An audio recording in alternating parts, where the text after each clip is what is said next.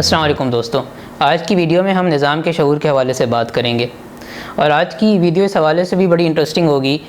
کہ ہم جتنے بھی مروجہ تصورات پائے جاتے ہیں نظام کے بارے میں، ہر کسی کا کریٹیکل انالیسس کریں گے اور یہ جاننے کی کوشش کریں گے کہ وہ کیوں آج تک اپنے نتائج دینے میں کامیاب نہ ہو سکے۔ تو آپ سے میں ریکویسٹ کروں گا کہ آپ اس ویڈیو کو پورا دیکھیں اور اپنی رائے سے ہمیں آگاہ کریں۔ تو سب سے پہلے ہم یہ جاننے کی کوشش کرتے ہیں کہ ہمارے معاشرے کے اندر کیا اسکول آف تھاٹس پائے جاتے ہیں۔ تو بنیادی طور پہ نظام کی شعور کے حوالے سے اس معاشرے کے اندر 3 بڑے اسکول آف تھاٹس ہیں۔ تو سب سے پہلے ہم اس طبقے کی بات کریں گے جو بنیادی طور پہ یہ سوچ رکھتا ہے کہ معاشرے کے اندر کوئی اچھائی یا برائی کا تعلق ایک انفرادی شخص سے ہوتا ہے۔ اگر ایک شخص اچھا ہو جائے، وہ سارے کام صحیح کرے تو معاشرہ ٹھیک ہو جاتا ہے۔ اگر معاشرے میں ہر شخص برائی کرے تو معاشرہ خراب ہو جاتا ہے۔ تو بنیادی طور پہ اگر ایک انفرادی شخص کی اصلاح کر دی جائے تو معاشرہ خود بخود ٹھیک ہو جائے گا۔ یہ سوچ ہمیں مذہبی طبقے کے اندر بھی ملتی ہے اور غیر مذہبی طبقے کے اندر بھی ملتی ہے۔ سب سے پہلے ہم مذہبی طبقے کو تھوڑا سا سمجھ لیتے ہیں۔ تو بنیادی طور پہ یہ مذہبی طبقہ بہت بڑے اصلاحی اجتماع کراتا ہے سالانہ بنیاد پر، لوگوں کو ترغیب دیتا ہے 3 دن 40 دن کے لیے نکلنے کے لیے۔ لیکن ان سب اصلاحی تصورات کے باوجود، ان سب اجتماعات کے باوجود ہمیں معاشرے کے اندر کوئی تبدیلی نظر نہیں آتی۔ نہ معاشرے کی اخلاقی اقدار بڑھتی ہیں، نہ معاشرے کے معاشرتی مسائل حل ہوتے ہیں، نہ معاشی مسائل حل ہوتے ہیں، بلکہ اس سوچ کی وجہ سے مذہب عبادات تک محدود رہ جاتا ہے، اور جو عبادات سے مقصود نتائج ہیں وہ معاشرہ حاصل نہیں کر سکتا۔ اور جتنے بھی معاشرے کے اندر ظلم ہے، ستم ہے، خرابیاں ہیں، اس سب کو قسمت اور تقدیر سے جوڑ دیا جاتا ہے۔ تو گویا جو سرمایہ داری نظام کا ظلم ہے وہ اب تقدیر اور قسمت کے مسئلے تک محدود رہ جاتا ہے، اور لوگوں کو جو نظام کا شعور دینا چاہیے تھا ان کو نظام کا شعور نہیں دیا جاتا، ان کو ظلم کے خلاف اکٹھا نہیں کیا جاتا، بلکہ ان کو اس بات پہ ہی خوش کر دیا جاتا ہے کہ یہ قسمت کے مسئلے ہیں، یہ تقدیر کے مسئلے ہیں، اور یہ دنیا کے مسائل ہیں، اور دنیا میں ہر شخص آیا ہے اس کو ایک آزمائش سے گزرنا ہے۔ لیکن اس مذہبی طبقے سے یہ سوال کیا جانا چاہیے کہ وہ خدا جو اپنے آپ کو رب العالمین سے انٹروڈیوس کراتا ہے، یا وہ خدا جو اس بات کا دعویٰ کرتا ہے کہ وہ انسان سے 70 گنا زیادہ، اس کی ماں سے 70 گنا زیادہ پیار کرتا ہے، تو وہ کیوں کسی انسان کو بھوک یا افلاس یا ظلم کے آگے ڈال دے گا؟ تو بنیادی طور پہ اس نظریے کی یا اس فلسفے کی جو سب سے بڑی برائی ہے وہ یہی ہے کہ یہ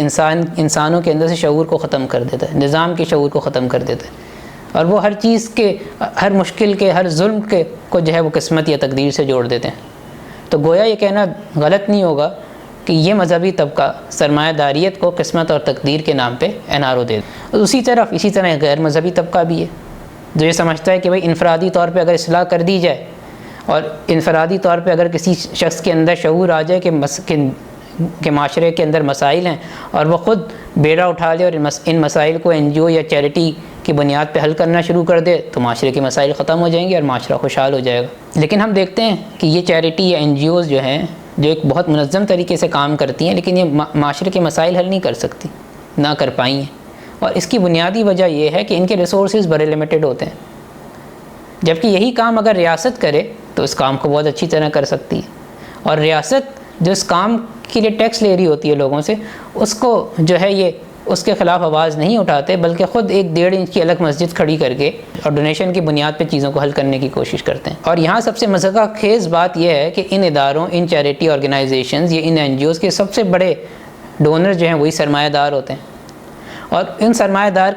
کی جو سوچ ہوتی ہے ڈونیشن کی، وہ یہ ہوتی ہے کہ کم سے کم لوگوں کو اتنے ریسورسز تو دیے جائیں کہ ان کی فیکٹری چلانے کے لیے مزدور صبح آ سکے اور ان کی فیکٹری کا پہیہ گھوم سکے، اور اس کو ہم اکنامکس کے اندر کنزمپشن اسموتھنگ کے نام سے بھی جانتے ہیں۔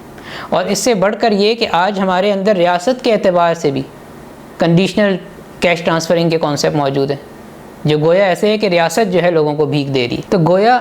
یہ سوچ کہ انفرادی سطح پہ معاشرے کے مسائل کو حل کیا جا سکتا ہے، یہ ایک فرسودہ سوچ ہے، اور اس نے کبھی معاشرے کے مسائل حل نہیں کیے، بلکہ معاشرے کو اور مسائل کی طرف دھکیل دیا اور معاشرے کے اندر سے خودداری کو ختم کر دیا۔ وہ لوگ جن کو ان کے حقوق ان کے حق کے طور پہ ملنے چاہیے تھے، ان NGOs یا ان چیریٹی آرگنائزیشن نے ان کو احسان کے بدلے دیے، اور ان کے اندر سے خودداری کو ختم کر دیا، شعور کو ختم کر دیا، اور ان کو ڈپینڈنٹ بنا دیا چیریٹی کے اوپر۔ تو یہ تو ہو گیا پہلا طبقہ۔ اب ہم دوسرے طبقے کو سمجھنے کی کوشش کرتے ہیں۔ دوسرا طبقہ بنیادی طور پہ یہ سوچ رکھتا ہے کہ کسی بھی معاشرے کے اندر، کسی بھی نظام کے اندر، چاہے وہ سیاسی ہو، معاشرتی ہو یا معاشی ہو، اگر اس کے ٹاپ پہ، اس کی لیڈرشپ پہ ایک شخص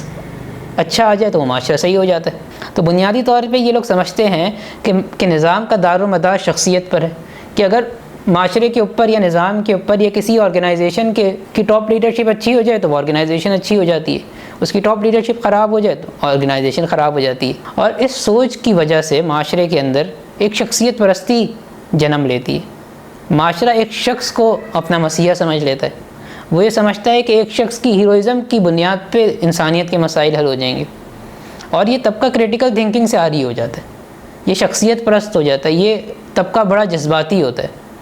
یہ اپنے لیڈر کے خلاف کچھ سننا نہیں چاہتا، یہ اپنے لیڈر کو کریٹیکلی انالائز نہیں کرنا چاہتا، یہ سمجھتا ہے کہ اس کا لیڈر ہی سب کچھ ہے، گویا وہ اپنے لیڈر کو خدا نما سمجھ بیٹھتا ہے۔ اور یہ طبقہ بنیادی طور پہ سرمایہ دار کا سب سے بڑا اہلکار ہوتا ہے، کیونکہ سرمایہ دار ایک کنزیومرزم کے کانسیپٹ کے ساتھ معاشروں کے اندر یا مارکیٹس کے اندر آپریٹ کرتا ہے، اور بنیادی طور پہ وہ چاہتا ہے کہ لوگ زیادہ سے زیادہ کنزیوم کریں، اور اس کنزمپشن کو ایکسپلائٹ کرنے کے لیے وہ مارکیٹنگ اور برانڈ کا سہارا لیتا ہے، اور مارکیٹنگ اور برانڈ کے اندر بنیادی طور پہ انہی جذبات کو ابھارا جاتا ہے، انہی جذبات کو ایکسپلائٹ کیا جاتا ہے، کبھی ویل بینگ کے نام سے، کبھی ایکویلٹی کے نام سے، کبھی انوائرمنٹل سسٹینیبلٹی کے نام سے۔ تو یعنی کہ سرمایہ دار نے جتنے مسائل جنم لیے ہیں انہی مسائل کو ایک مارکیٹنگ کمپین یا برانڈ کے طور پہ ابھارتا ہے، اس کو ایک پروڈکٹ بناتا ہے اور مارکیٹ میں بیچتا ہے۔ لوگ کوئی پروڈکٹ خریدتے ہیں وہ اس لیے نہیں خریدتے کہ اس سے ان کو کیا یوٹیلیٹی ملے گی، بلکہ اس لیے خریدتے ہیں کہ اس کے ساتھ کیا میسج اٹیچ ہے، اس کی برانڈ ایکویٹی کیا ہے۔ وہ یہ نہیں سوچتے کہ اس پروڈکٹ سے ان کو کتنا فائدہ ہوگا، اس پروڈکٹ سے معاشرے کو کتنا فائدہ ہے، اس پروڈکٹ کی پرائسنگ کتنی مناسب ہے۔ ان سب چیزوں کو بالائے طاق رکھ کے وہ صرف اور صرف ایک برانڈ یا ایک میسج یا نیریٹو کی بنیاد پہ پروڈکٹ کو خریدتے ہیں۔ تو گویا کہ یہ سوچ یا یہ سیاسی نظام جو شخصیت کی بنیاد پہ قائم کیا جاتا ہے وہ سرمایہ دار کو ایک بہترین کنزیومر بیس فراہم کرتا ہے۔ اب ہم تیسرے اور طبقے کو سمجھنے کی کوشش کرتے ہیں۔ تیسرا طبقہ بھی مذہبی اور غیر مذہبی طبقے میں بٹا ہوا ہے۔ اس طبقے کا نظریہ یہ ہے کہ اگر موجودہ نظام کے اندر جو کہ سرمایہ داری نظام ہے، اگر اس کو انسانیت کے فلاح کا نظام بنانا ہے تو اس کے اندر کچھ چیزیں بدل دی جائیں تو یہ نظام انسانیت کے فلاح کے لیے کام کرنا شروع کر دے گا۔ اس کی ایک مثال مذہبی طور پہ یہ ہے کہ اسلامک بینکنگ یا اسلامک فائنینسنگ کا ہم نے ایک نظریہ دیکھا جو یہ سمجھتا ہے کہ عالمی بینکاری نظام کے اندر اگر اسلامک بینکنگ یا فائنینس کو ایز اے پروڈکٹ انٹروڈیوس کرا دیا جائے اور لوگوں کو اس کی خوبیاں بتائیں تو لوگ وہ پروڈکٹ خریدیں گے، اور اس طرح سے ایک دن عالمی بینکاری اسلامی بینکاری میں تبدیل ہو جائے گی۔ گویا یہ نظام کے اس بنیادی اصول سے ہی ناواقف ہے کہ نظام جو ہے وہ مکمل طور پہ یا تو اس کو اپنایا جاتا ہے یا مکمل طور پہ اس کو چھوڑ دیا جاتا ہے۔ ایسا نہیں ہو سکتا کہ نظام کا ایک جز جو ہے کسی اور نظام کے اندر لگا دیا جائے اور سمجھا جائے کہ ایک دن اس جز کی وجہ سے پورا نظام بدل جائے گا۔ تو انہوں نے بنیادی طور پہ اسلام جو کہ ایک نظام ہے اس کو ایک پروڈکٹ کے طور پہ پیش کر دیا مارکیٹ کے اندر، جس کا دل چاہے لے لے، جس کا دل چاہے چھوڑ دے۔ جبکہ نظام کی خاصیت یہ ہے کہ جب بھی نظام نافذ ہوگا تو اس پہ سب کو عمل کرنا ہوگا، وہاں کوئی آپشن نہیں ہوگا کہ آپ اس کو چھوڑ دیں یا آپ کسی اور چیز کو پسند کر لیں۔ تو نظام جو ہے وہ کوئی پروڈکٹ نہیں ہے۔ اب ہم تھوڑا سا غیر مذہبی طبقے کو بھی سمجھ لیتے ہیں۔ غیر مذہبی طبقہ جو کہ اس سرمایہ داری نظام کے عالمی بینکاری نظام کو بھی مانتا ہے، اس سرمایہ داری نظام کے اس اصول کا بھی پابند ہے کہ ریاست اور مذہب کا آپس میں کوئی تعلق نہیں ہے، اس کا صرف اختلاف اس بنیاد پر ہے سرمایہ داری نظام سے کہ فیکٹر آف پروڈکشن میں جو لیبر کی بارگیننگ پاور ہے وہ سرمایہ داری نظام میں سرمایہ کے پاس ہوتی ہے، سرمایہ دار کے پاس ہوتی ہے۔ سرمایہ دار جتنا لیبر کو ویج دینا چاہے وہ دے دے، لیبر جو ہے اس کے پاس بارگیننگ پاور نہیں ہوتی کہ وہ کہے نہیں آپ مجھے اتنی سیلری نہیں اتنی دیں، وہ جو بھی مالک بولے گا یا سیٹ بولے گا وہ اس پہ راضی ہو جائے گا۔ یہ طبقہ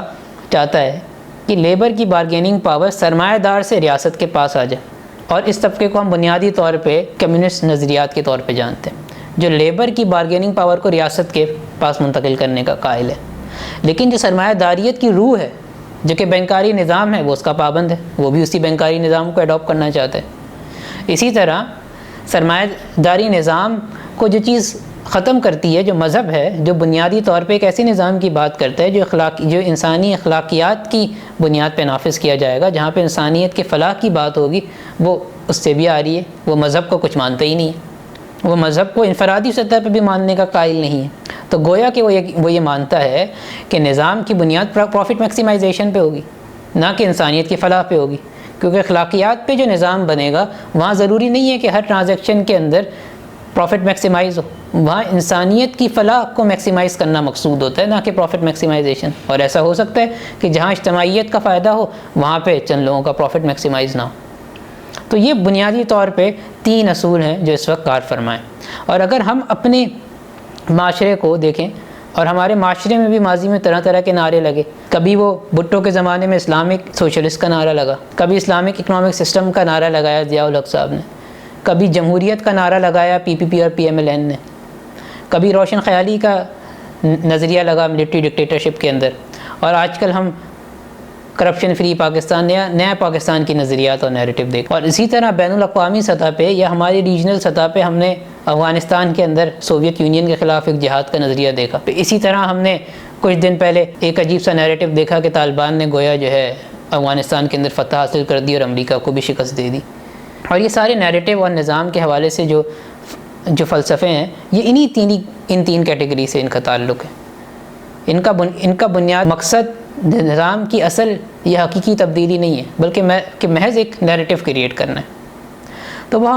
تو اب ہم یہ جاننے کی کوشش کرتے ہیں کہ نظام کے شعور کے حوالے سے بنیادی نکات ہیں کیا۔ تو سب سے پہلے ہمیں یہ بات سمجھنی چاہیے، کسی بھی معاشرے کے اندر لوگوں کے انفرادی بیہیویئرز یا ان کی اخلاقیات کا تعلق نظام سے ہوتا ہے۔ اگر کسی معاشرے کے اندر اچھا نظام ہے، اچھا قانون ہے، اچھا لیجسلیٹو سسٹم ہے، تو اس کا اثر اس معاشرے کے لوگوں کے اخلاقیات پہ بھی ہوگا، ان کے بیہیویئرز پہ بھی ہوگا۔ ایسا نہیں ہو سکتا کہ معاشرے کے اندر نظام ظلم کا ہو، معاشرے کے اندر بھوک اور افلاس ہو، اور آپ ایک شخص سے یہ چاہیں کہ وہ انفرادی طور پہ اس کے اخلاق جو ہے وہ بہت بہتر ہو جائے۔ ایسا ہونا ناممکن ہے، ٹھیک ہے، یہ سائنٹیفکلی ہونا پاسبل ہی نہیں ہے۔ اب ہم دوسرے نقطے کو سمجھنے کی کوشش کرتے ہیں۔ ہمیں یہ سمجھنے کی ضرورت ہے کہ آج جو موجودہ نظام ہے، سیاسی، معاشی اور معاشرتی نظام، وہ سیکنڈ ورلڈ وار کے بعد وجود میں آیا، اور اس کو بنیادی طور پہ گلوبلائزیشن کے نام سے بھی جانا جاتا ہے۔ تو بنیادی طور پہ یہ نظام ہے کیا؟ دوسری جنگ عظیم کے بعد جب نظام وجود میں آیا تو وہ ادارہ جاتی نظام تھا، وہ انسٹیٹیوشنز کی بنیاد پہ نظام تھا، جہاں بین الاقوامی سطح پہ بہت سے انسٹیٹیوشنز بنائے گئے، اور ان انسٹیٹیوشن کے پیچھے جو کار فرما نظریہ تھا وہ سرمایہ داریت تھا،